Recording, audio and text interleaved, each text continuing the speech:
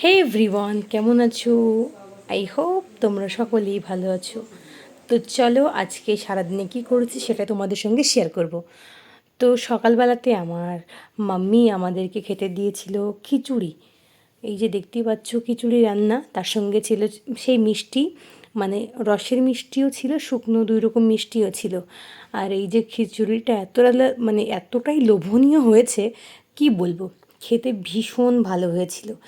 যাই হোক, তারপরে আমার বর একটু বাজার থেকে সকাল সকাল বাজার করে এনে দিয়ে গেছিলো।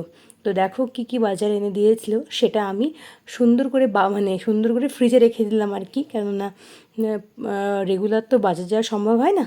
তো যাই হোক না কেন, এইগুলো আমি গুছিয়ে ফ্রিজের মধ্যে রেখে দিলাম। যেমন ধরো শশা ছিল, তার তরমুজ ছিল। তরমুজ এবছর যে কত খেয়েছি সে তোমরা দেখেইছো। বেদানা ছিল, আপেল ছিল।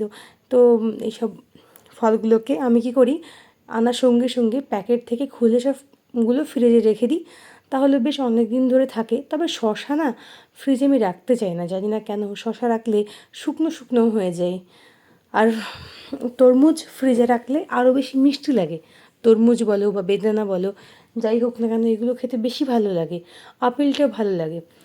তারপরে মা কী করলো, তখন বললো যে তোমরা এক কাজ করো, তাড়াতাড়ি আজকে দুপুরের খাবারটা খেয়ে নাও। তো আজকে দুপুরের মেনুতে আমাদের যেটা ছিল, সাদা ভাত ছিল। আর এগুলো কিন্তু ঘরের ধানের চাল, খুবই সুন্দর। তো দেখলে তার সঙ্গে কতগুলো তরকারি ছিল। খাওয়া দাওয়া করার পরে আমরা একটু রেস্ট করছিলাম। আর এইখানে দেখতেই পাচ্ছ আমার যে বার্থডে সেলিব্রেশন হয়েছিল, তো সেই যা কিছু সেগুলো এখনও লাগানো আছে। আর এই দিকে দেখো প্রচুর মেঘ করেছে বিকেলের দিকে। তো ভাবছিলাম হয়তো যে বৃষ্টি হবে, তাই যা বাইরে যা ছিল সেগুলো গুছিয়ে নিয়ে ঘরে রেখে দিলাম। তবে আকাশটা দেখতে কিন্তু খুব সুন্দর লাগছিল, দেখো। তারপর আর সন্ধ্যার দিকে কোনো বৃষ্টি এলো না, তাই আমার একটু বাইরে যেতে মন চাইছিল। তাই আমি আমার বর বলে চলো তোমাকে নিয়ে একটু মিয়ামরে যাই।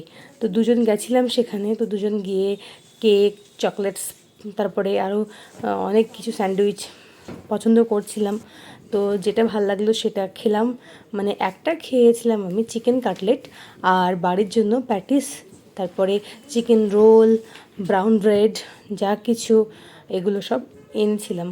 তো আমার ফার্স্ট টাইম এই মিয়ামরে, এই যে আউটলেটটাতে, মানে এখানে আসা আর কি। এই খাবার যদি বলি, মানে কালীগঞ্জে, এটা কিন্তু বেশ সুন্দর খাবার, খারাপ না, ঠিকঠাক আছে। যাই হোক না কেন, আমি বাড়ি চলে এসেছি। বাড়ি এসে ফ্রেশ হলাম।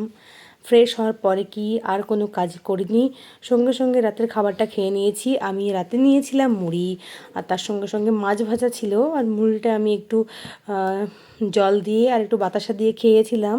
আর অন্যদিকে আমার বর, তারপরে আমার দেওর, ওরা ভাত খাচ্ছিল। আর আমি মুড়ি আর এই মাছটা মাম্মিজি ভেজে দিয়েছিল, রুই মাছ, খুবই সুন্দর, মানে পুকুরের মাছ না, খুব সুন্দর খেতে, মানে এক কথায় কী বলবো, ভালোই লাগে খেতে।